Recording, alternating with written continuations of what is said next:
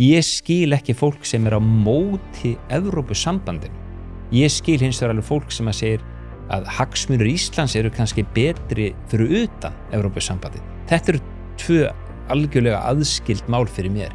Það að sambandsríki frjálsra þjóða vinni saman hefur stuðlað að meiri frið í Evrópu heldur nokkuð tíman, meiri velsæld heldur hefur nokkuð tíman kynst. Það ákveðnar challenges, áskoranir í dag. Vonandi vegnast það allt vel. Það gott fyrir okkur að Evrópusambandinu gengur vel og ef svo að okkur hagnist betur á því að vera með, þá eigum við að gera það og ef ekki, þá eigum við að segja nei. Ja. Hver einasti dagur með sínar nýju challenges. Já, en þú segir að við erum ekkert að missa neitt af fullveldinu, en við erum þá að missa fullveldinu. Já, þú veist, auðvitað, eins og við tölum áðan. Jónas Sagan, þú kærlega velkomin. Takk fyrir. Hvað segirðu gott? Ég bara hress. Takk fyrir að bjóða mér að koma. Heyrðu, bara þakka þér fyrir að taka svona vel í það. Við erum farið að Evrópusambandið. Já. En áður en við vindum okkur í það. Segðu okkur aðeins betur frá þér.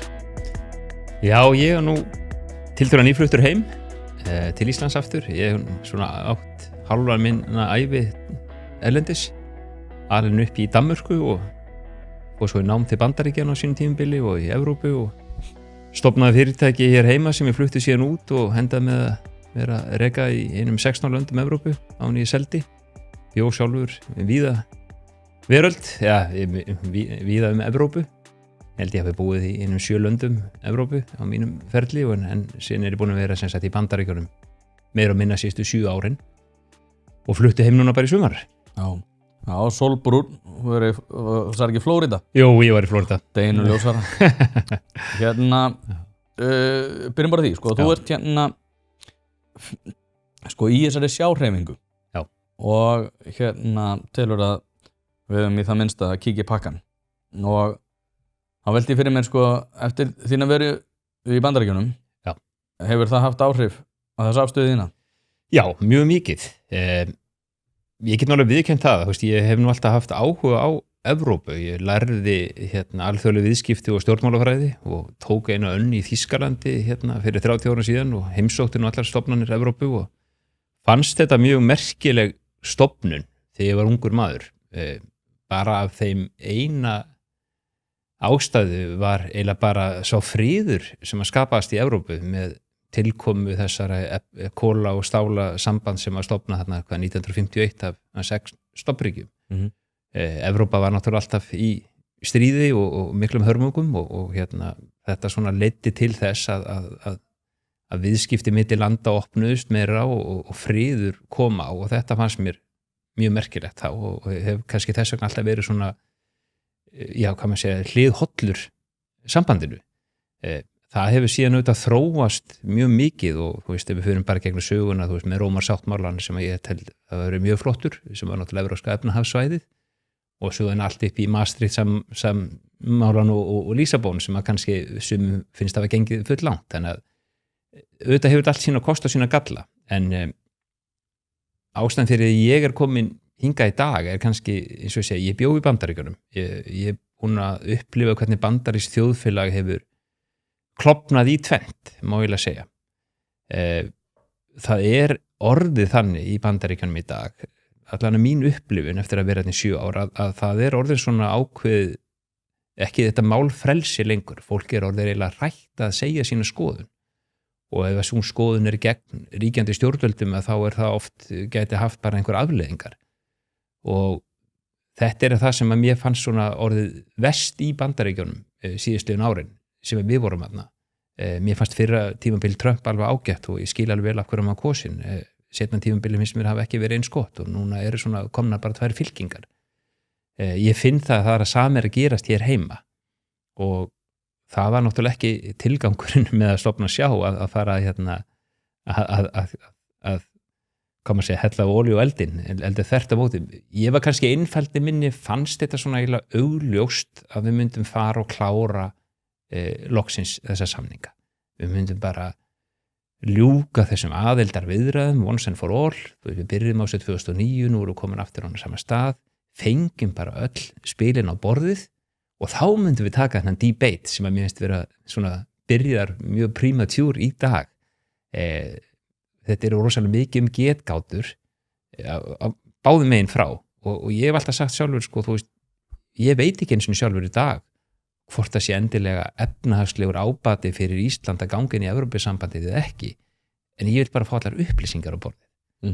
Þannig hef ég alltaf allan að starfa, þú veist, og nú kemur allir mín reynsla frá, þú veist, úr því að reka fyrirtæki alþjóðlega. Ég hef verið mjög mikið í svona mergers and acquisitions og samrunum og öðru slíku. Og við förum bara gegnum það, bara sem dæmi, að þegar þú ert að slá saman tveim fyrirtækjum, þetta er bara svo hjónaband líka. Hvernig byrjar það ferli? Þú veist, að menn sjá að það sé einhver ágóðu í því að staðan fyrir að eiga sjálfur 100% í einhverju fyrirtæki, ráða öllu, að þá er kannski efnahagslegur ábáti í því að mergea það fyrirtæki einhver öðru, annarkvort þá sem meiri hlutaeigandi eða minni hlutaeigandi. Með því að vera minni hlutaeigandi þá er maður náttúrulega afsala sér fullt af völdum sem maður hefur sem 100% eigandi, en það er kannski einhver meiri ábati í því. Þannig að það er kannski skynsamleg ákvörðun að vera minni hlutaeigandi í einhverju starra fyrirbæri heldur en að vera meiri hlutaeigandi einn. Og hvernig fara svona viðræður fram? Þú veist, þetta byrjar á þessu svo kallað letter of intent sem er bara eiginlega samningsmarkmið, menn sjá fyrir sér, ok, þú veist, ef við setjum svona saman og sláum þessi tvö fyrirtæki saman, þá mun þetta líta nokkurn veginn svona út. Síðan fer fram áraleikakönnun sem er náttúrulega bara það að vita þá til fulls, lesa samninga hvers annars, fá að vita allt hvernig reksturinn hefur verið og hvernig reksturinn stefnir, þannig að maður fái svona tiltrú á því að það sem að maður hefur heyrt frá hinum aðilunum, að það sé nú allt satt og rétt. Og þegar það liggur fyrir að þá er gerður svo kallaður SPA eða Sales and Purchase Agreement, bara kaupsamningur. Og það er þá endalegu samningur og stæðstu hluti þess samnings eru náttúrulega þessi hluthafa samkomulög sem eru þá minni hluta vernd og réttur meiri. Þannig að ef þú er til dæmis að samina, eins og segi ég á 100% fyrirtæki, ég fer inn í einhvern samrunan og á ég bara 30-40% eða minna, að þá vill ég samt hafa einhver vendarákvæði. Frægastu eru kannski svona þessi tag-along til dæmis, þú veist, þannig að ef stærri aðilinn ætlar að selja, þá geti ég selt jafn miklu hlutfalli og hann á sama verði, þannig að þú ert alltaf að passa upp á það og stærri aðilinn þá líka er að gefa þá eftir einhver réttindi og drag-along og minni hluta ákvæði sem þetta kom inn. Þannig að þegar þetta allt liggur fyrir og báðum aðilum líst nú vel á þennan samning, Sales and Purchase Agreement liggur fyrir, allir er búin að lesa hann, þá er það lagt fyrir stjórn, beggja félaga, og ef að stjórninnar líst vel á, þá var skrifað undir og ef ekki, þá var ekki skrifað undir. Þetta er svona alltaf svipað, finnst mér, veist, og þarna kannski, þú veist, minnst þú margir vera bara búnir að gera álögumkörna, þeir eru búnir að semja hvernig samningur mun líta út og eru búnir að taka ákvörðun. Þarna er bara, þú veist, er mismunur á milli manna, finnst mér.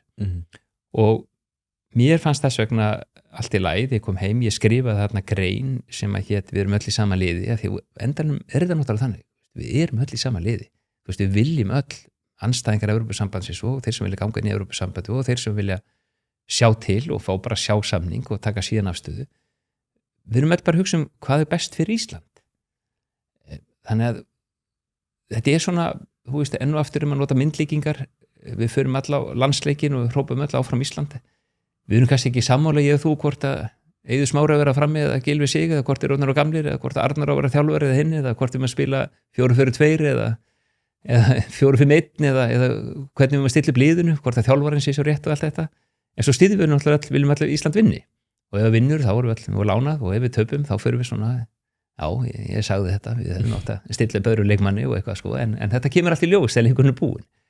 Þannig að mér finnst alltaf vont og það er kannski svona ástæða fyrir líka að ég var til að koma að hitta því í dag og ræða því mér langar ekki að við förum alltaf í þessar skotgrafir, þetta þarf ekki að vera svona rosalega hatursamlegt sko. Ég er meira þess að fara að fá skilabóð frá bara hinum og þessum sko, sem að bara svona hatursorræðu sko.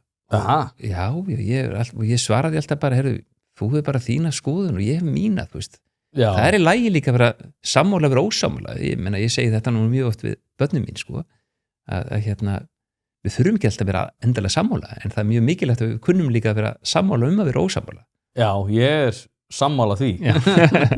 Nei, ég sko, hlaðvarp í samstarfi við heitirpottar.is, hvort sem þið vantar saltvatnspott, hitaveitupott, kaldan pott, sánuklefa eða hvað eina í heita pottinn, þá ferð þú inn á heitirpottar.is og lætur græja þig. Þjónusta og uppsetningum all land og nú jafnvel hægt að fá sér smíðaðan sánuklefa, þar sem að þú færð sánuna nákvæmlega eins og þú vilt hafa hana. Það ekki hægt að setja verðmiða á heilsuna eða samverustund með fjölskyldunni og því mikilvægt að huga að báðu og það nákvæmlega það sem að heitirpottar.is auðvelda þér að gera.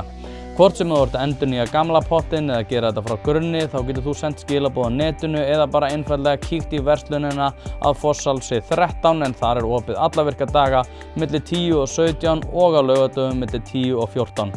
Ekki drolla við þetta, þú veist að þið langar í heitan pott og sánu heimtíðin, heitirpottar.is græja þetta fyrir þig. Nefnir margt sem þú nefnir. Ég sammálaði sko, mér finnst alveg margir vera svona að missa hausinn í þessum umræðum öllum. Já. Og það var nú bara síðast í gær í fréttunum þar sem að Halla Tómasdóttir var að segja Já, með hennar orðum með þetta bara pípið ykkur aðeins niður sko. Já. Slagið aðeins á og ég alveg sammála því. Mér finnst ekki þetta fólk að missa hausinn og það náttúrulega málstæðinum sem að þú færir rauk fyrir ekki til framdráttar og sannfærir ekki neitt neitt. Nei. En sko út af því að þú nefnir, það eitt sem ég pínu ósammála út af því að þú nefnir að líkir þessu við svona fyrirtækjasamruna. Já. Og þú sagðist vera stjórnmálafræðingur og það var náttúrulega ákveðin aðskilnaður gagnvart sko stjórnvöldum og fyrirtækjarekstri sem að mér finnst alveg vera svona mikilvægt að varpa ljósi á út af því að það sem við erum náttúrulega að tala ekki bara það að við erum að fara að sjá hvort að þetta sé okkur fyrir bestu og svo höldum við bara áfram út frá þeim forsendum. Nei. Og reyndar var sko fótboltasamlingin frekar góð sko út af því að það ákveðna forsendur fyrir því að Evrópusambandinu muni allavega þurfa að taka erfiðar ákvarðanir næstu árum og það megin ástæðan fyrir því að ég vil ekki ganga þannig inn og ekki taka skref í þá átt heldur. Og ég reyndar til að það væri ekki sérstaklega gott fyrir okkur að fá okkur frábæran samning út af því að óháð öllu þá værum við alltaf að taka upp það regluverk. Og mér fannst líka mjög gott að fá þig henni í dag. Þú ert búin að vera í alls konar viðskiptum, bæði alþjóðlega og víðar, þar sem að þú ert búin að vera að gera samninga og takast á verkefni.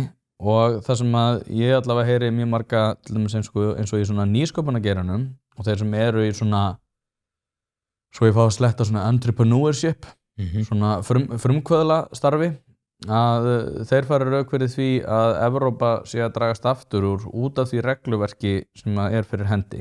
Já. Hafandi þína reynslu, Já. Hvað finnst þér svona þetta? Að sérstaklega fyrir svona fyrirtæki sem eru kannski ekki orðin stöndug, heldur vilja ná árangri, tæknigeirinn og fleira. Ég tala með til dæmis við Bandaríkjamenn sem eru til dæmis að vinna hjá Nvidia. Já. Og þeir segja bara, við erum ekki einu svona að horfa til Evrópu, við erum ekki einu svona að leitast í þekkingu til Evrópu. Einfaldlega út af því að Evrópa svo mikið að dragast aftur á þessu sviði. Já. Þeir sem svona frumkvöðl sem að þú ert, hvað kemur upp í hugan? Sko, margar stóra spurningar. Ég held að þetta sé nú, Evrópa náttúrulega bara heimsálfa. Þetta eru 27 aðildarríki með 400 milljón manns sem búa þarna. Við byrjum bara á byrjunni, það eru meira minna öll ríki í Evrópu í Evrópusambandinu. Mörg að reyna að sækjast að komast inn. Það ánægja samkvæmt öllum mælingum meðal þegna þessara landa fyrir því að búa í Evrópu og vera í Evrópusambandinu. England fór út og mér sýnist nú ekki annað þeir sjá náttúrulega eftir því í dag. Þannig að þetta hefur gengið ágætlega en auðvitað þetta sem fyrirtækjarekstri, það margt sem ég ósammála ég held að Lísabon-samningurinn sé ekki góður, menn fyrir svona að setja mikið þyngjandi regluverk og ég held að menn hafa átt að sjá því, menn að Draghi skýrslan gengur út af það, menn átt að sjá því hvernig verðum við að höldum við áfram þessari samkeppnishæfni okkar. En það samt nú ég búið í 6 Evrópulöndum sjálfur. Ég hef ekki fyrirtæki í Grikklandi, ég hef ekki fyrirtæki á Kýpur, ég hef verið víða. Ég gat ferðast hvert sem stofna fyrirtæki, búsett mig, sótt styrki og skapað, ég var í mjög miklu nýsköpun, ég stofnaði fyrirtæki sem hér tax-free, við vorum endurgreið virðisaukaskatt til ferðamanna og við þurftum að stofna þetta í hverju einasta landi til þess að geta rekið þann rekstur, vel tekið á móti okkur allstaðar og þetta gekk opaslega vel fyrir sig. Menn ofta að segja, sko, já, við getum ekki bara tengst Ameríkudollarnum, sko, Ameríka alltaf öðruvísin við.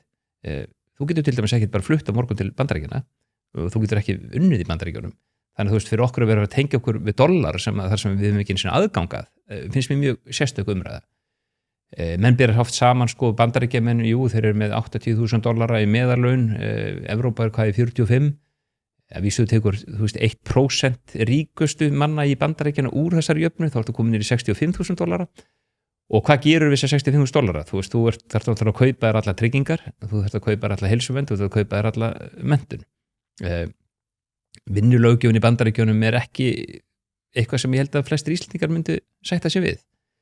Það mjög algengt að þú fer út úr háskóla í Bandaríkjunum og byrjar að vinna, þú hefur svona meðaltalið 2 frídaga á ári og tekur þá helst ekki, sko. Þú veist, þú þetta reka þig eiginlega bara án ástæðu. Það ofboðslega mismunandi löggjöf og reglur í Bandaríkjunum og Evrópu, og Evrópa við erum miklu líkari Evrópu. Þú veist, við höfum tekið upp flestar þessar reglugerðir í gegnum EES-samningin. Við höfum notið góðs af samstarfinu okkar innan NATO. Þannig, mér finnst svona að, þú veist, eins og þú segir, sko, þú veist, ég sé eiginlega ekkert sem að bendi til þess að neinu landi hefur vegnað verr með því að ganga inn í Evrópusambandið, þvert á móti. En svona það sem hefur dregið mig kannski mest að þessu jái mínu í dag ég held sjálfur, það kannski svona megin inngangurinn að evran mun henta okkur betur heldur en íslenska krónu. Það mín sannfæring. Já, ég sko ræddi við Heiðar Guðjónsson fyrir örfándum og þar vorum við nákvæmlega að ræða þessi mál og hann ég hef reynda lengi verið sannfærður það að við ættum að taka upp aðra mynt, hvort að hún ætti að vera í samfloti við evruna eða Evrópu. Ég með svona mínar efasemdir það, einfaldlega út af því að eins og í þessari bók sem ég með Euro Tragedy og Crisis Cycle, þá fjallað nákvæmlega þessa gjaldmiðla krísu, að út af því að Evrópusambandinu hefur ekki tekist að ná utan þetta einkenni. Ashoka Modi sem skrifar þessa bók ræðir það einmitt að Evrópusambandið var með ákveðna vonir það að ef þeir myndu taka upp evru og vera með sameiginlegan gjaldmiðil, að þá myndi sko annarkvort viðskiptahagsmunirnir valda því að fólk myndi hafa sameiginlegt einkenni eða þá að með auknu svona sameiginlegu einkenni vegna Evrópusambandsins þá myndi viðskiptahagsmunirnir og þessi hlutir einhvern veginn hafa ekki þróast í þá átt sem að Evrópusambandið vonaðist eftir. En það sem að við þurfum þá líka sko að viðurkenna, því að ég sammálaður með gjaldmiðilinn, en þá erum við líka að segja við launafólk á Íslandi að þá í kjölfarið séu stéttarfélögin ekki að fara að semja kaup og kjör, heldur bara kjör. Ég alveg hlynntur því, en þá þurfum við líka að horfast í augu við það að þá erum við að fara að taka út sveiflur í gegnum atvinnuleysi, út af því að við getum ekki prenta peningin á kerfið, sem að ég alveg hlynntur, en aftur á móti þá finnst mér þetta ekki alveg að hafa verið svona heiðarleg framsetning með því að bara segja, heyrðu, ef við tökum upp evru þá lækka vextir, matvöruverð lækkar og allt lækkar. Það svona, ég hef efasemdir það, en þá erum við líka samt að viðurkenna það, að þá erum við að kollvarpa öllu því sem heitir stéttarfélög og þá erum við svona með hraðbyr örugglega komin með áþekkt stéttarfélagsmódel eins og annars staðar í Evrópu þar sem við erum ekki með 90% aðild og ekki að semja kaup. Sko týndi nú aðeins ráðunum hefur, en kaup og kjör og evran. Já, sko, þetta þetta stórar fullyrðingar báðu megin, þú veist, annars vegar við sem missa eitthvað sjálfstæði fullveldi, þú veist, ég bara rosalega erfitt með að skilja þá röksemd, bara hvar sem ég hef búið, bara hvar sem ég hef búið, hvort sem að það var í Þýskalandi eða í Sviss eða í Frakklandi eða, þú veist, það allir með sitt tungumál, sinn bakgrunn, sína sögu, sína menningu, þetta hefur ekkert breyst, þú veist, ég sé allan ekki þarna þessi einhverja hættur, ég hef ekki upplifað neitt land eða aðila í Evrópu sem líður eins og hann hefur mist eitthvað fullveldi á því að vera inn í Evrópusambandinu. Ég bara ekki upplifað. Maður skjóta inn í, þú sagðir með samrununum á þannig að þá hluthafinn alltaf að gefa eftir eitthvað vald. Já. Við gætum þá ekki verið að semja lög sem að væru gegn regluverki Evrópusambandsins og þar af leiðandi erum við búin að gefa eftir ákveðið fullveldi. Já, við erum alltaf, hver einasti dagur með sínar nýju challenges eins og maður segir. En þú segir að við erum ekkert að missa neitt af fullveldinu, en við erum þá að missa fullveldinu. Já, þú veist, auðvitað. Pilsa ekki eins þegar hún ekki frá bæjarins bestu pilsum. Það vitað allir sem að hlusta á þetta hlaðvarp að þegar þú ert að fá þér pilsu þá ertu í grunninn að horfa á tvenns konar upplifanir. Það annarkvort svo ánægja sem fylgir því að vera að borða bæjarins bestu pilsu eða svo vonsvikni sem að fylgir því að vera að borða pilsu sem ekki frá bæjarins bestu pilsum. Og það vita það í rauninni allir að það eru þessar tvær upplifanir sem við erum að horfa upp á þegar við erum að fá okkur pilsu. Því mæli ég með því að þú skellir þessu hlaðvarp í eyrun, farir á næsta sölustað og fá þér tvíhlaupu ásamt einhverju góðu að drekka. Eins og við tölum áðan, þú veist, ef ég renn fyrirtæki mitt inn í annað fyrirtæki þá ræði ég ekki öllu lengur, þú veist, minna bara hjónaband, þú þarft að kifa þess eftir, þú ræður ekki alveg öllu lengur eins og þú gerðir, en það er eins og kostir við að ganga í hjónaband, samt sem áður og flestir gera það, en svo enda þannig stundum ekki alltaf vel að því menn er kannski ekki alveg búin að fara í gegnum allan samningin saman og koma sér verða saman það hvernig þetta ná alltaf lítið út, sko. Þannig að lífið er alltaf, þú veist, þú gefur og þú tekur. Það er náttúrulega aldrei þannig, sko. Þannig að samanskapi ætlaði að segja, þú veist, þegar menn segja bara já, vexti lækka, þú veist, að ekkert gerist bara alveg svona eitt og sjálfur sér. En við tökum ofti bara fyrir krónuna, þú veist, við erum náttúrulega með þetta einhvern örmynd. Það er það sem mér finnst erfiðast sjálfur að skilja. Það er rosalega miklar gengis áhætta sem við erum alltaf að taka. Ég er að reka lítið retail fyrirtækina á Íslandi, þú veist, og bara innkaupi mín, þau hafa rosalega mikil áhrif því hvort það gengir fara upp með 1-2 krónur, þú veist, það munar bara helling og ég get ekki alltaf held þess út í verðlæginu, þannig að þú veist, ég er að taka það á mig og menn er að taka að hetsa sig eins og Icelandair og fleiri að kaupa olíu og hetsa sig langt fram í tíman. Þetta kostar rosalega mikið. Þannig að gengis áhættan, hún er svakalega mikil og þá séum við alltaf bara ok, ef við losum okkur við krónuna, hvaða leiðir höfum við?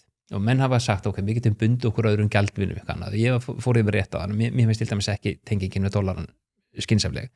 Og Evrópa er náttúrulega það sem eigum mest viðskipti við. Og við getum þannig hvort bara bundið okkur evrunni eins og suma þjóðir hafa gert eða gengið inn í Evrópusambandið. Af því að þú veist, munun og EES og ESB er náttúrulega bara aðeinslega tollasambandið og myntsambandið. Sko. En myndi þið fyrirnefnd ekki samt uppfylla svona þína drauma ákveðina? Það myndi hjálpa mörgu til, en þá segi ég bara enn aftur, ok, ef við ætlum að tengja okkur evrunni og missa þar leiðandi sem margir segja þá sjálfstæði Seðlabankans og sjálfstæðar ákvörðunum vaxta ákvarðinu og slíkt, sko. Af hverju þá ekki er betra að vera þá frekar meðlimur? Þetta er svona spurning, sko, að hafa aðgang eða hafa áhrif og ég tel alltaf betra að hafa áhrif heldur en að bara hafa bara aðgang. Það er mín skoðun og þarna auðvitað eru menn með mismunandi skoðanir enn og aftur, sko. En við horfum bara enn og aftur á, þú veist, hvaða lönd voru með eigin mynd, það voru eiginlega öll lönd og við berum okkur sérstaklega mjög oft gaman að taka lönd eins og Luxemburg og Malta, þetta er svona smá ríki innan Evrópu. Luxemburg var með Luxemburga frankan og Malta var með möltu líruna, þú veist, þau tóku bæði upp evruna, hefur vegnað vel. Luxemburg var náttúrulega einn stofna aðilum Evrópusambandsins, Malta kom inn seinna.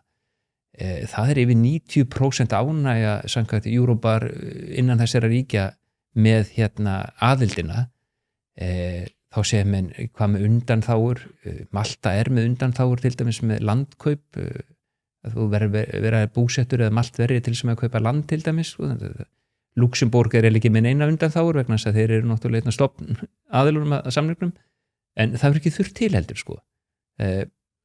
Enga síður höfum þeim vegna vel. Svo erum við náttúrulega með dæmi eins og Danmörku sem hefur haldið í dönsku krónuna en hún er tengd evrunni en þeir eru innan Evrópusambandsins þannig að þeir hafa sem sagt sama með Svíana og þeir hafa sem sagt áhrif, ekki bara aðgang en eru bundnir samt sveiflum Evrópu, Seðlabanka Evrópu, ekki satt. Og ef við tölum þá aftur sko hvað hefur þetta leitt af sér og menn er alltaf að tala vextina því að, þú veist, enn og aftur, ef við svona spólum eitt skref tilbaka og segjum hvað er svona helsta sem hefur verið ágreiningsefnið á Íslandi undanfarin ár, þá það náttúrulega vextir og verðbólga að koma þar rosalega hátt upp, ekki satt, og þetta höfrungarhlaup í kaupmætti og þú veist, við erum alltaf að hækka laun og síðan hækka allir aðrir og þetta fyrir út í verðbólguna og verður ekkert úr þessu. Og verðbólgan veldur því að fólk kemur aftur á samningsborðinu og segir meiri pening. Og við hefum gert fullt þarna mistökum, þú veist, ég skal bara alveg vera heiðarlegur með það, ég satt til dæmis einu svona í stjórn Kvikkubanka og ég man alltaf eftir í að það voru samning viðræður hjá Eflingu og fleiri verkalýðsfélögum og samið einhverja prósentu kauphækkun og svo fór þetta bara upp stigan innan bankans og ég bara gat ekki skilið þetta, ég var nýfluttur heim og ég sagði, þú veist, þið öll með ykkar sérkjör og miklu hærri meðalaunum heldur en verkalýðsfólkið sem að berjast þarna fyrir einhverjum lágmarkslaunum og svo þetta bara ganga upp í gegn, sko. Og þeir eru með miklu betri kjör, hvað lífeyrir marðar, hvað var frídag og annað slíkt, sko. Þarna var hlutu sem ég gat ekki skilið, til dæmis. Ég svona, náttúrulega hægri sinnaður, ég skal alveg viðurkenna það, ég hef haft mikla trú á svona að efla atvinnulífið og menn geti samið sín kaup á kjör sjálfur. Ég hef hins vegar finnst gott að búa í þjóðfélagi þar sem við erum samt með verkalýðsfélög til þess að passa upp á að það eru lágmarkslaun og lágmarkstryggingar. Ég vil ekki búa í þjóðfélagi þar sem eins og ég upplifði dálítið í Bandaríkjunum að sumir eru bara skildir eftir. Það held ég ekki gott þjóðfélaga endilega alast upp í, en það þarf að vera náttúrulega hófsemi í þessu eins og öllu. Og ég held ég sé nú að kvóta rétt en þú voru þá bara að hengja mig fyrir það ef ég satt vitlaust, en ég held að það hafa nú verið Milton Friedman sem að ég fylgdi nú mjög mikið sem að sagði það að ríkið ætti að, þú veist, að sinna fáun sinna því vel. Ég held að við höfum dálítið tapað okkur þarna. Ríkið er orðið og stórt, við töpum okkur aðeins í þessu landamæra eftirliti, við höfum tapað okkur aðeins í vókismannum. Þetta sama umræðan í Bandaríkjunum, í Kanada og í Evrópu. Ég held að menn sé að taka stór skref til að laga alla þessa hluti, nema kannski með ríkisreksturinn, það gengur rosalega erfiða, meiri segir Bandaríkjunum, þótt að menn komum með keðjusög og í Hvíta húsið og ætlaði að skera niður og hér komum við með sleggju, þá hefur það ekki tekist. Það virðist vera að ríkið bara passir rosalega vel upp á sjálfsig, sko. Þannig að við snúum okkur aftur að umræðinu sem var, þú veist, af hverju við viljum fara inn í evruna, þá, þú veist, við horfum bara á vexti, til dæmis. Að ég tók bara í morgun, bara kíkt á bara, þú veist, hvernig eru vaxtastigið bara í þessu lundum hliðin á okkur. Og þú veist, ef við notum aftur Möltu og Luxemborg sem dæmi, þú veist, þá Luxemborg selbankaða vextin 3,1% og Malta 2%. Þú veist, eru 7,75 á Íslandi. Ef berum okkur saman Norðurlöndin, þú veist, Finnland, Danmörk, Svíþjóð, þá þetta 2,25 í Finnlandi, 1,85 í Danmörku og 1,75 í Svíþjóð. Noregur, sem fyrir utan Evrópusambandið, 4,25. Þannig það virðist vera sem að evran og vextir hanga eitthvað saman. Já, hún náttúrulega aðhald, sko. Já, ég segi það. Já. Og við höfum náttúrulega ákveðið að við styttum bara vinnuvikuna með einu pennastriki og sögðum bara að það var ekki stress. Nei. Og við jukum laun á sama tíma 10%. Já. Og til þess að taka þetta á við hvað? Jú, 10% verðbólgu. Þannig að við erum búin að vera í ákveðnum svona ævintýraheim einhverjum, þar sem við teljum bara að efnahagsleg lögmál séu ekki fyrir hendi, sem er ævintýralega vitlaust. Þannig að ég er sammálaður með gjaldmiðilinn, sko, en þú nefndir áðan að þú vildi frekar hafa áhrif heldur en bara aðgengi. Já. En þá þurfum við líka að horfa til þess að þetta er ekki skilyrðislaus áhrifastaða. Nei. Og við þurfum þá að horfa upp á það að við þurfum að taka upp allt regluverk Evrópusambandsins. Og ég er sammálaður, ég tel að EES-samningurinn sé að mörguleiti mjög góður. Alltaf fundist svolítið skrítin þessi sögurskýringum það að EES-samningurinn hafi þurft að vera síðasti alþjóðasamningur sem myndu gera, en óða því, þá hefur hann valdið því að við erum í þokkalegri stöðu, þrátt fyrir það að hann var ekki skilyrði fyrir því að við erum í þokkalegri stöðu því við vitum ekki hvernig heimurinn hefði orðið öðruvísi. En það sem að þú ert að lýsa í rauninni er að þú vilt taka upp annan gjaldmiðil eða stýra honum eftir öðrum forsendum heldur en við gerum hér. Ég er sammálaður þar.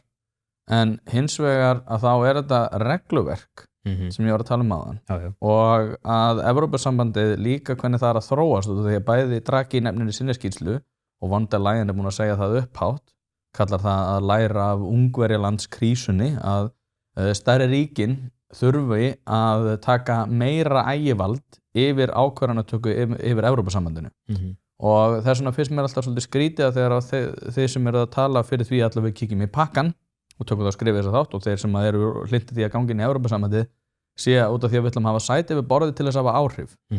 Evrópusambandið er bókstaflega að segja það upphátt að minni ríki eigi að hafa minni áhrif. Þess vegna finnst mér þegar að þetta er þróunin og þegar þeir til dæmis eru að taka út kaflann utanríkismál í ákvarðanatökum hérna það hvernig ráðherraráðið getur skipað sinna málum að þá þykir mér rosalega skrítið. Ég var hlynntur í að ganga inn í Evrópusambandið kringu 2017 og ég reyndar til að það hefði verið fýsilegra þá með þessa stöðu sem er í dag. Þess vegna finnst mér svo skrítið að þeir sem eru að tala fyrir þessu einhvern veginn virða þetta vettu. Ég er ekki endilega að segja að þú sér þetta að gera Nei, en sko en þú fattar hvað ég menna. Já, sko fólk kemur og fólk fer, þú veist að það margir sem að persónu gera þessa aðvildar umsókn okkar við Þorgerði Katríni og benda mikið úr Ursulu von Leyen og þau tala svona um ákveðna persónur og auðvitað hafa allar þessar fólk samtímans áhrif á samtíman en þú veist, Evrópusambandið eins og segi stofnað 1951 og ég að horfa alltaf til þess hvernig Ísland mun líti út árið 2040. Ég á 5 dætur, elsta er núna 30 og nýkomin heim frá Danmörku. Við vorum bara að bera saman hvernig hennar, þú veist, upplifun var við að kaupa sér húsnæði þar með húsnæði hér. Ég á, þú veist, hina dætur mínar alveg frá 11 og upp í 30 og ég svona alltaf að horfa á hvernig verður framtíð þeirra. Þessi þáttur er í boði Þorgrímsson & Co. fyrirtæki sem að flestir í byggingabransanum þekkja vel og það er ekki af ástæðu lausu. Ef þú ert í einhvers konar verkefni, hvort sem að það er smá heimaverkefni eða stærri framkvæmdir, þá er þetta einfaldlega staðurinn. Þeir eru með allt frá veggefnum og loftefnum yfir í gólf, klæðningar og alls konar sérhæfða lausnir sem að gera lífið þitt einfaldara. Ég hef sjálfur verslað við fyrirtæki gegnum tíðina einmitt til þess að finna lausn við hljóðeinangrun sem er líka ástæðan fyrir því að hljóðvistin hjá mér er eins góð og raun ber vitni. En það sem að kannski skiptir mestu máli er að þegar þú rennur við í Ármúla 29 þá færð þú alvöru ráðgjöf, ekki bara einhverja vöru, heldur hjálp við að velja það sem er rétt fyrir þig hverju sinni. Eins og segi, staðsettir í Ármúla 29 í Reykjavík en senda allt land. Mjög þægilegt, kíktu á thco.is eða thorco.is og skoðaðu úrvalið. Við höfum aðeins verið að missa frá okkur og gott ungt fólk líka vegna þess að samkeppnisskilyrðin í Íslandi hafa líka aðeins verið að versnað. Ég vil ekki persónu gera þetta við ákveðnar svona samtíma fólk en allir sem að kusu fyrir Brexit eru farnir. Það enginn þeirra í dag við stjórn í Englandi. Það allt annað fólk sem að glíma við þetta í dag. Þannig að það eru ákvarðanir sem að vera teknar í dag sem að kannski vera líka breytt á morgun. Þú veist, og ég alveg sammálaður í því að það margt sem ég myndi vilja gætna breyta í hvernig Evrópu sambandið er að fungera í dag að samaskapu í það margt sem ég myndi vilja breyta á Íslandi. Ég myndi til dæmis vilja mjög gætna við tækjum upp á Íslandi og eitt kjördæmi. Ég myndi mjög gætna vilja við verum að kjósa okkur forsætisráðherra. Þannig að við værum ekki alltaf með búa til einhverja meiri hluta þar sem að yfirleitt er á þriðji flokkur sem ræður mestu Mér finnst það mjög ólýðræðislegt. En mér finnst margt sem við getum líka breytt hérna heima, klárlega, og það margt sem við myndum vilja geta breytt í Evrópusambandinu. En við erum ekki að fara að gera það. Það er vandinn. Ein rödd hefur alltaf einhver áhrif. Þú veist, ég hef við meiri áhrif og meiri aðgang af ákvörðunatökunum ef við setjum við borðið heldur við setjum fyrir utan. Þú veist, það er mín skoðun. Já, en við höfum allar ákvarðanatökur í okkar hendi og ég meina, þú veist, já, ef að þú myndir einseta þér í dag já. að ætla að ná í símanúmer hjá Kristrúnu Frostadóttur, þá myndir örugglega redda því. Já. Hvað verður lengi að fá símanúmer hjá von der Leyen? Já, þetta líka. Já, en enn og aftur, þá tökum við aftur sem dæmi samruna fyrirtæki, þú veist að þú getur átt eitt lítið fyrirtæki og bara einn á ráðið öllu en svo kannski ferðu bara, ég ætla núna bara sameina mitt fyrirtæki, þitt góðu fyrirtæki við sín eða síman og þá ræður ekki öllu lengur en það var kannski sniðugt fyrir þig, enga síður þú veist að þú hefur kannski starra audience, fleiri tæknimenn til aðstoða þig og myndir kannski bara auka þína tekjur en þú fengir mjög litlu ráðið innan símans en þú fengir einhverju ráðið þetta bara ákvörðin sem þú þarft að taka sjálfur. Já, en ákvarðanatökur eru þetta teknar, ég meina, það er rétt sko, að þá get ég get eitthvað grætt á því. Já, það geti verið, þú myndir bara vega og meta það, hvort betra fyrir mig að vera bara einn með mitt fyrirtæki og ráða öllu, eða vera orðin einn af 1000 starfsmönnum og ráða mjög litlu, en eins og segja, hafa aðgang á allskins aðstóð og markas efni og öflun og tækni og öðru slíku og þú myndir segja, ok, þetta er sniðura fyrir mig að vera innan sín eða símans heldur en að vera einn. En þú þarft að gefa margt eftir, þú veist, og eins og ég segi, sko, þú veist, auðvitað færð þú ekki öllu ráðið, en þú fær einhver ráðið og þú fær einhver ráðið þau sem skiptir þig máli. Og ég held að við getum svo sannlega fengið mörgur ráðið, en enn og aftur, sko, ég er ekki alveg heiðarlega búin að sjálfur taka ákvörðun það hvort það sé einmitt rétti tími núna fyrir Ísland að ganga inn í Evrópusambandið ekki. Ég tel að við þurfum að finna framtíðarlausn á krónunni, klárlega. Ég held að hún sé ekki gjaldmiðill sem mun nýtast framtíðar kynslóðum okkar vel. Það er mjög sérstakt að við séum hérna 400.000 manns út í Norður-Ballar hafið með okkar ein mynd. Þetta bara ekki til neinstar í heiminum. Og þá segir maður ekki, sérstæða Íslands, jú, menn enn og aftur, ég er búin að búa víða. Ísland er mjög sérstakt, en það eru öll lönd sérstök. Það hafa allir sína, sumir hafa náttúruauðlundir og aðrir nota meira hugvitið og mörgum hefur vegnast betur í því. Þannig að þú veist, okkar þjóðfélag er ekkert svo rosalega frábrugðið öðru þjóðfélagum, sko. En við erum með þessa örmynd og þá enn og aftur segi ég, af hverju skoðum við ekki þá, þú veist, að ganga inn í Evrópusambandið? Könnum það bara, hvernig myndi það líta út? Förum í þessar viðræður, klárum samningin og metum hann svo. Og ég skal gjarna mæta hérna afturtíðin þegar við segjum já og fara þá að rökraða hvort að þessi samningu sem búið að semja sér nú góður eða ekki, sko. Já, en þar myndi ég vilja líka koma einu sem ég held að hafi vantað aðeins í umræðuna, að ef við líkjum svo aftur, þú veist, ég er alveg sammála því, það er ekki að reka, þú veist, bera alltaf saman ríkisrekstur við fyrirtækjarekstur, en auðvitað verður mér að tala út frá sín eigin þekkingu.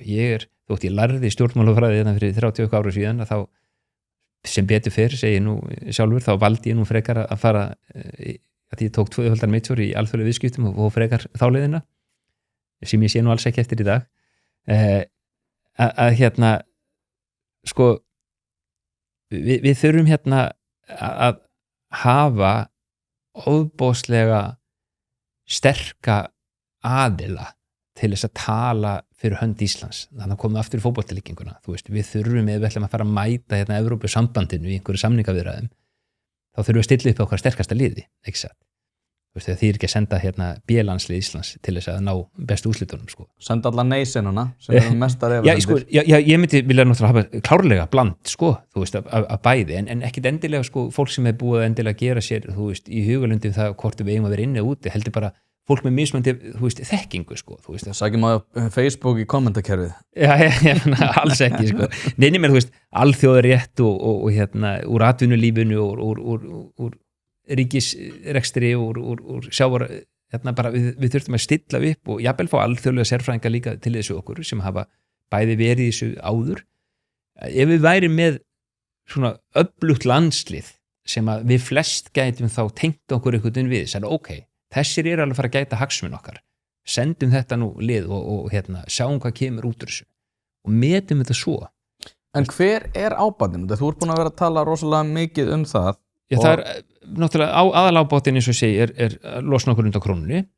Já, en við getum gert það, já. Eins og við erum búin að fara yfir. Já. En hver er þið raunverulega ábatinn? Við erum með EES-samningin. Þú ert búin að fara yfir það forsendur sem að, hver er þið þá raunverulega ábatinn? Því ég hugsa bara, við erum með allt það besta sem við getum fengið og við gætum tekið upp eða tengt gjaldmiðlun okkar við annar gjaldmiðil. Hver er ábatinn að taka upp regluverkið sem að þeir sjálfir segja að hafa leitt á út í gönur og sem að þeir sjálfir segja að muni koma til með að þurfa meiri ákvarðanatöku á stóru aðalunum og hunsa vilja minniríkjana? Já, þú veist, mér finnst þetta ekki, þannig erum við kannski bara ekki alveg sammála. Ok. Ég hef ekki... Eins og með allt hitt. Já, við erum eiginlega bara með sammála með allt hérna í dag, mjög skemmtilegt.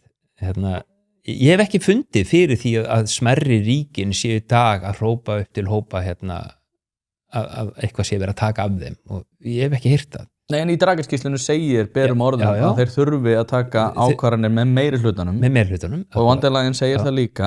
Evrópusambandið er á leið í þá átt að minniríki hafi minni áhrifin en Evrópusambandsins. Já, þú veist, þetta samt náttúrulega, þú veist, í dag sko, heimurinn hefur breyst náttúrulega, hann breytist alltaf.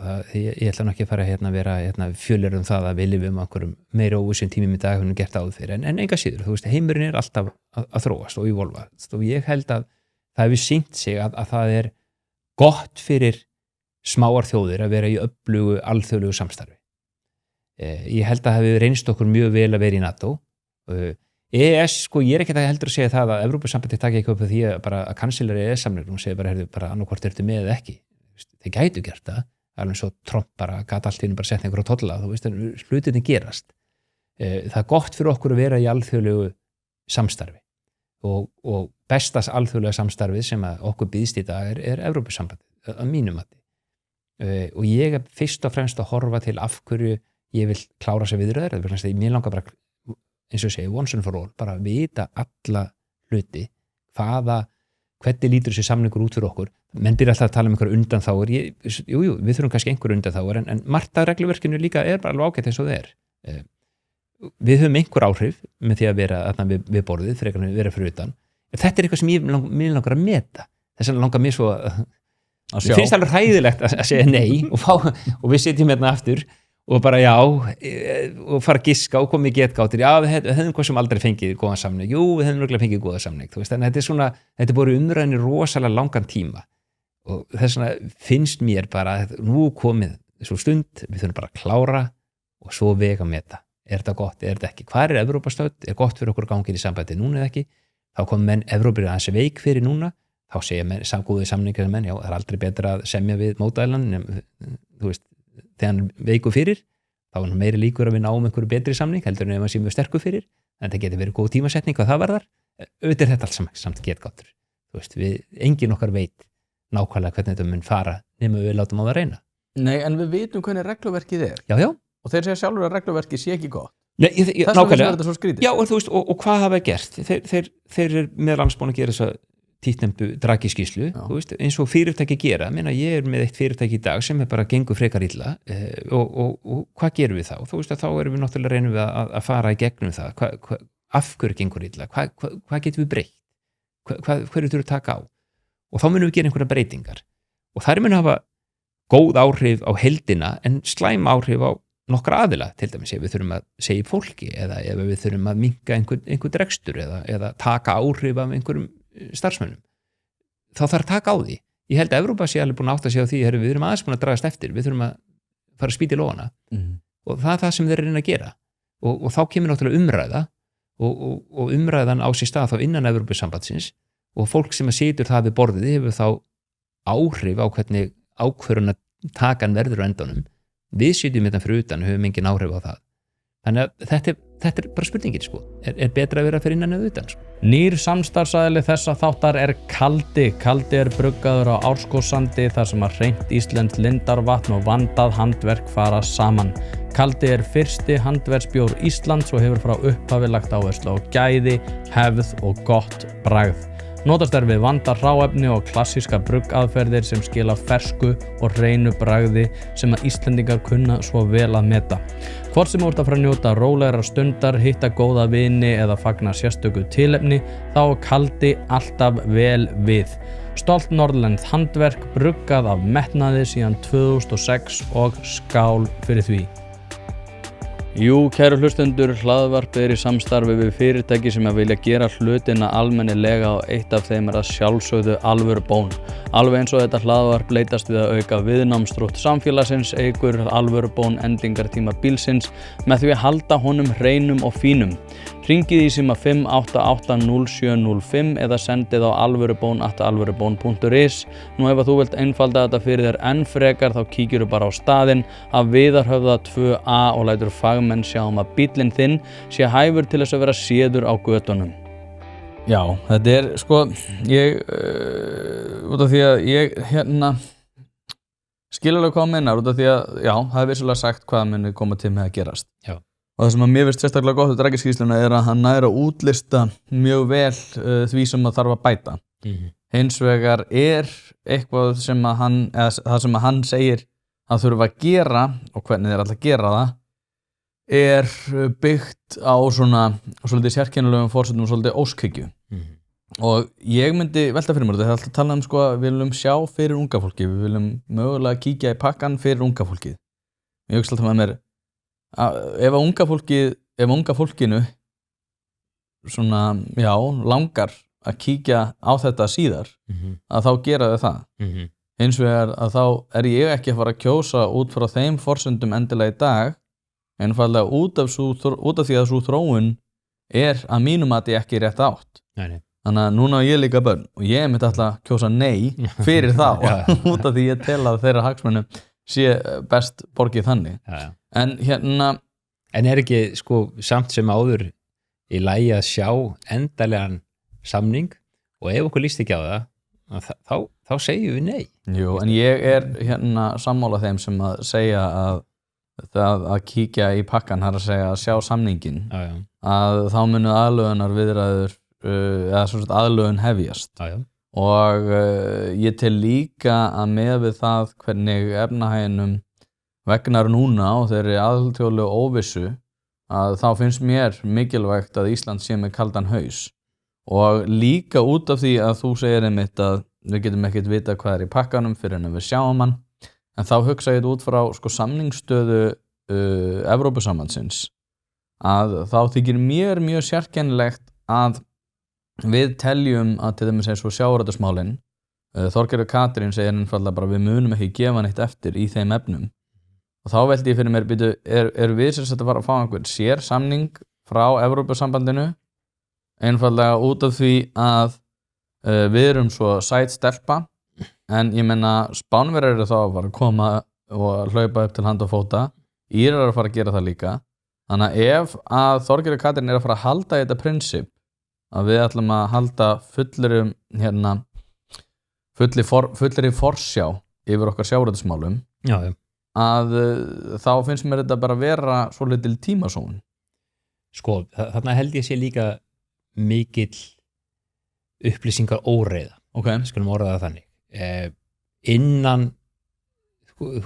regluverksins í dag þessi svokallaða hlutfallslegi stöðuleiki, það að segja það svona veiði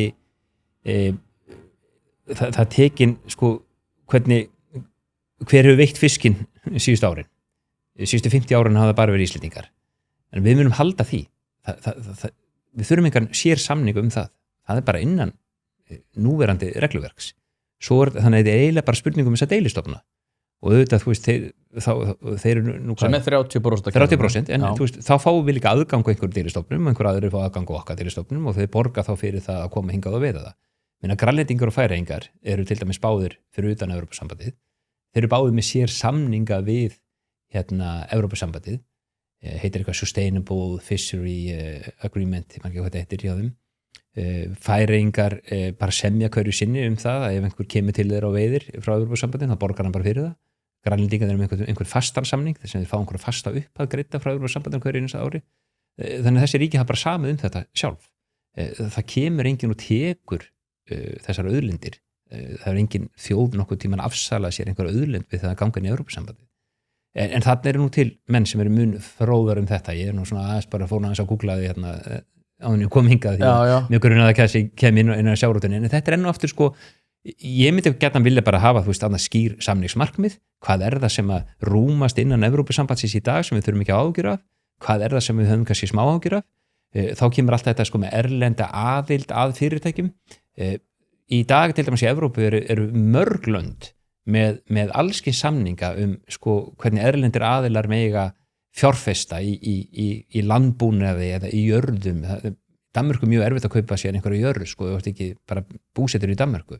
Mér skilst að segja líka þannig að þú getur eiginlega ekki fjárfest í dansku sjávarútvegi nema sért eiginlega orðin sko, búsettur í Danmörku. Það er alls ekki svona sem er innan Evrópusambandsregluna sem enn hafa sett.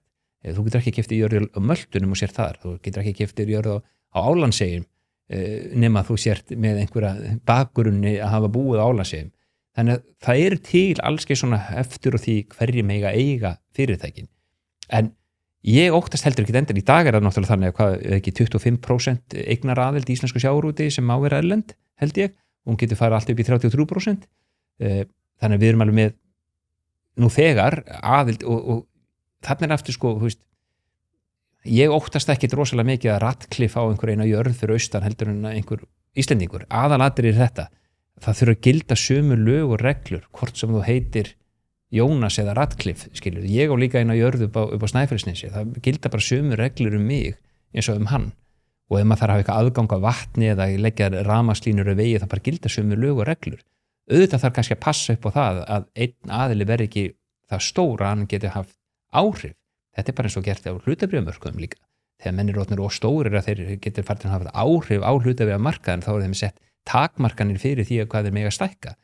Þannig að, þú veist, menn sita lög og reglur hverju sinni þegar menn sjá hvernig hlutirnir þróast.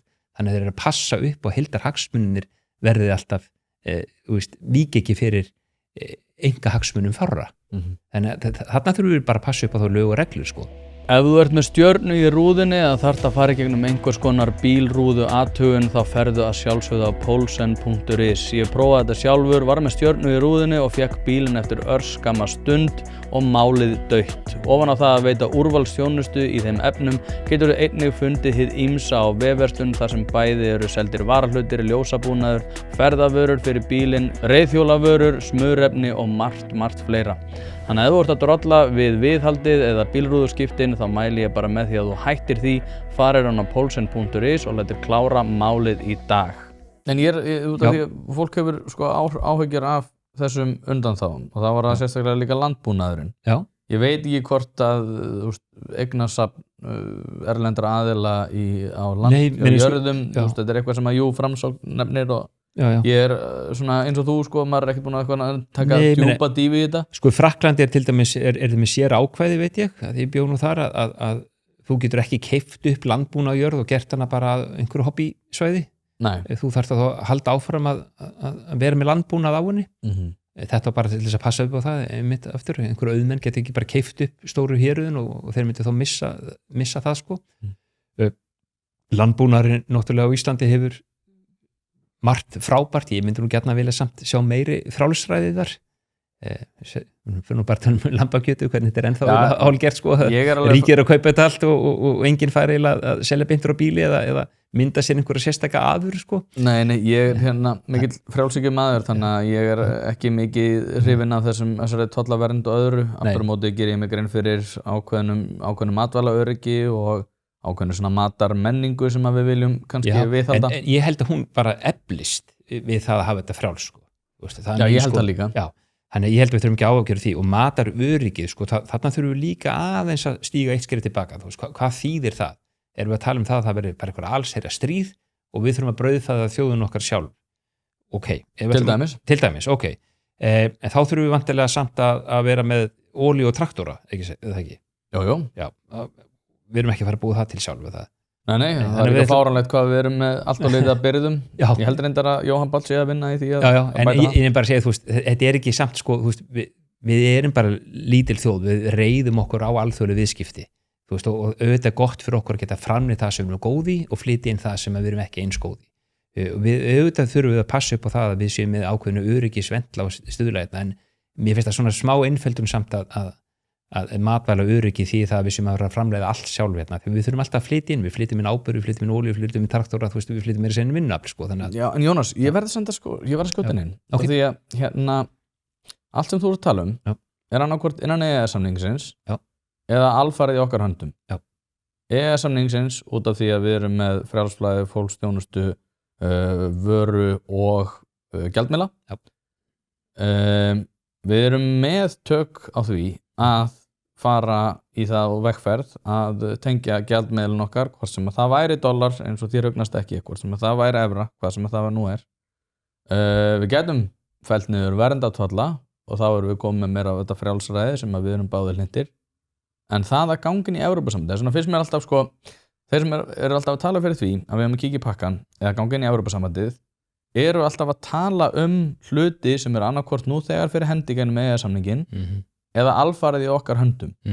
Það svona fyrst mér þetta skref alltaf vera svo skrítið, áhrif á þá hvað, hvort að við þurfum til dæmis að taka upp löggjöf varðar persónuverndarmál sem að hefur að gera með eitthvað sem að þeir núna segjast ætla að takast á við hérna barnaníðsringi með því að það megi skoða skilaboð hjá þér, þess að vera mjög mikið skref í átt að svona orwellísku fyrir bara það sé ekki verið hendi en hvað það sem að þið viljið sem ekki alfarið í okkar höndum eða nú þegar í EES-samningnum? Já, sko, þú á þessu stuttu tíma sem við erum búin að tala saman þá held ég að þú hefur sagt 6 kík í pakkan og ég hef aldrei sagt það því ég er ekki hrifinn af því orði það eru þín orð ég hef heldur ekki sagt sko, að við eigum að ganga í Evrópusambandið ég hef sagt að ég vil segja að við klárum þessar aðalda viðræður svo við vitum bara hættum við með getgátur staðrendir af hverju vill ég gera það, spyruðu það sem að dró mig að þessu var fyrst og fremst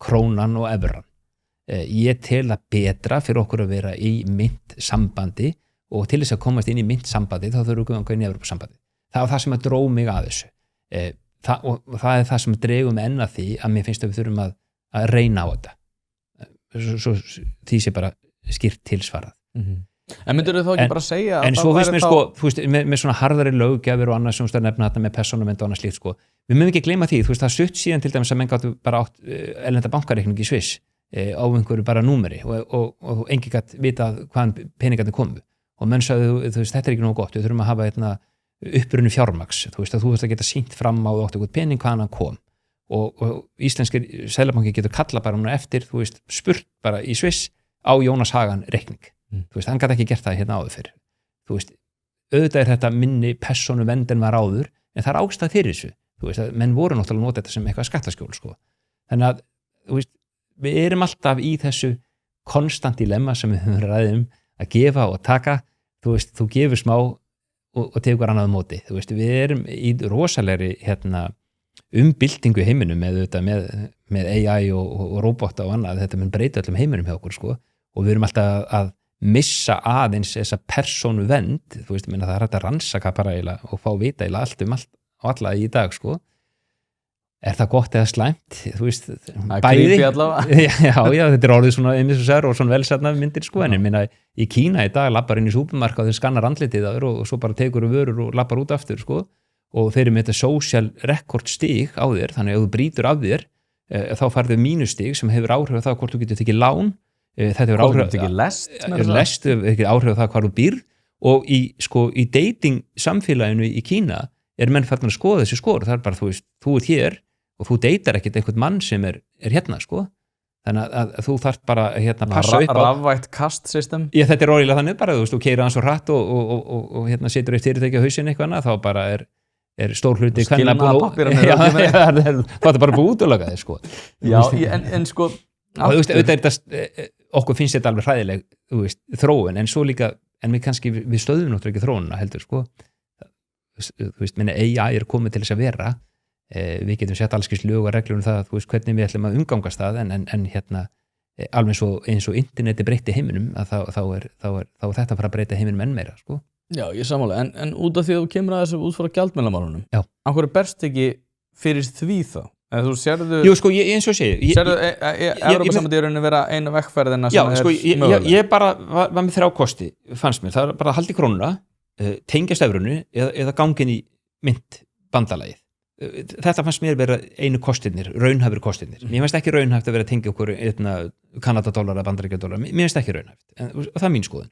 Þannig ef ég horfa þess að 3 hina skoðunir, þá segja, ok, krónan eða evran, mér hallast betur evrunni, taka upp evru fyrir utan eða taka upp evruna með því gangin í myntsambandið, mér finnst meiri kostir með gangin í myntsambandið. Öllu þessu leiði til þess að ég er hrifinn af því að við skoðum þetta endalega. Já, þetta verður allavega spennandi. Það er spennandi, en ég bara, svona sem kannski loka orða því síðan við svona kannski konar leiðar enda. Ég vonast til þess að fólk geti nú samt tekið upplýsta umræðu án þess að alveg fara að kalla mönnum illum nöfnum, sko, og gleðjast yfir ófarum hinna, þú veist, við þurfum að stíga upp úr þessu, sko. Ég ætlaði að ljúka þessum þætti á því að bölva þér, sko.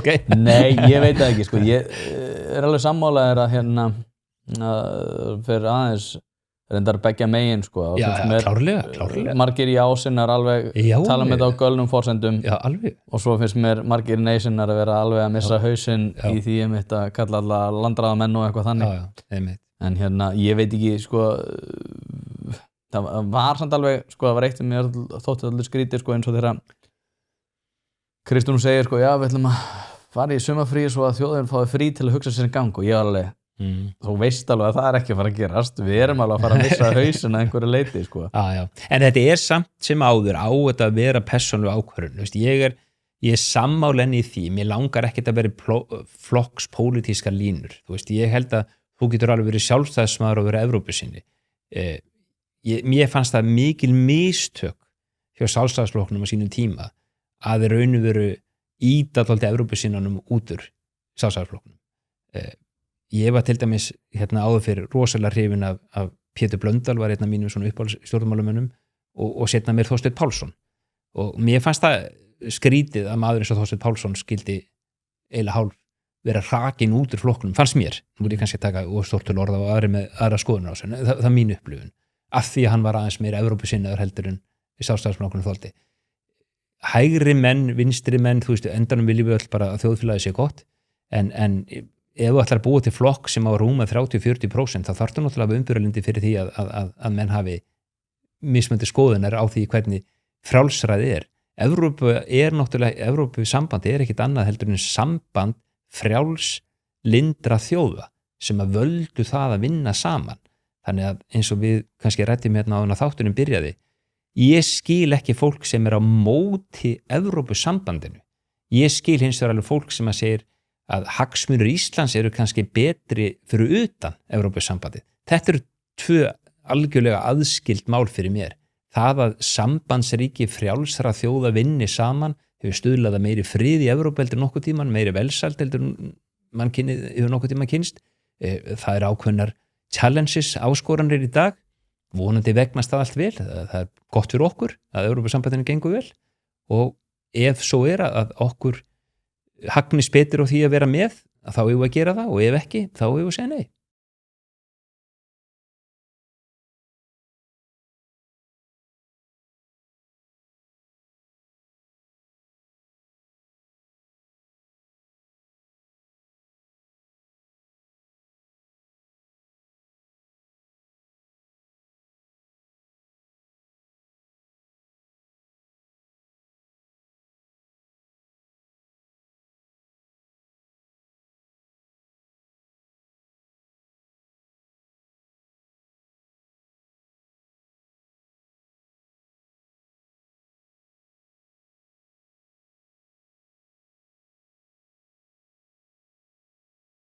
Já, það eru fínustu loka orð. Já. Út svo viðkunnalegur að ég að ég var einhvern veginn ekkert að fara að háa sér, en það er líka bara gott, þannig að það sumraði að vera. En þetta verður spennandi sko. Ég eins og segi, ég held að nei sé okkur fyrir bestu, en ef við segjum já, þá vona ég líka bara eins og þú segir, við erum í sama liðinu þannig sko. Og svo við séum ósammála. En ef við ekki bara byrja á því að segja já og svo sjá til hvort séum nei í seinna skipt? Nei, það er ekki sagt. Nei, ég treysti þjóðinni til að segja nei.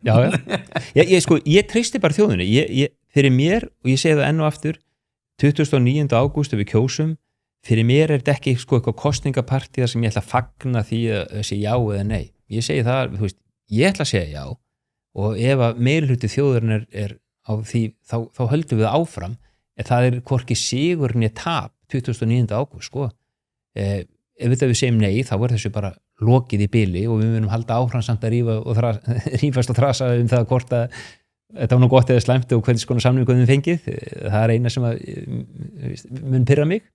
En ef að þjóðin segir já, þá náttúrulega er mikið verk eftir. Það er náttúrulega að þá klára samninga og leggja það fyrir þjóðina.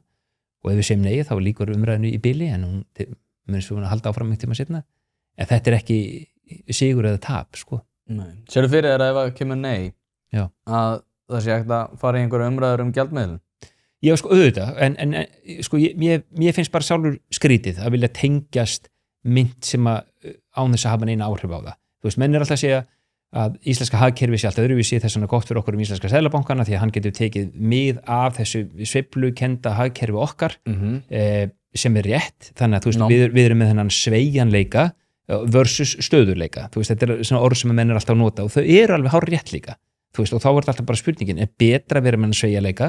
Við erum búin að vera glíma við vexti og verðbólgu síðan að ég fæddist, sem er núna 57 ár síðan og þú er örugglega búin að taka þátt í þessu umræðu líka að skemmri tíma en ég, en þú veist, þetta mun bara halda áfram, þú veist, þannig að hvernig ætlum við að losna okkur út úr þessu?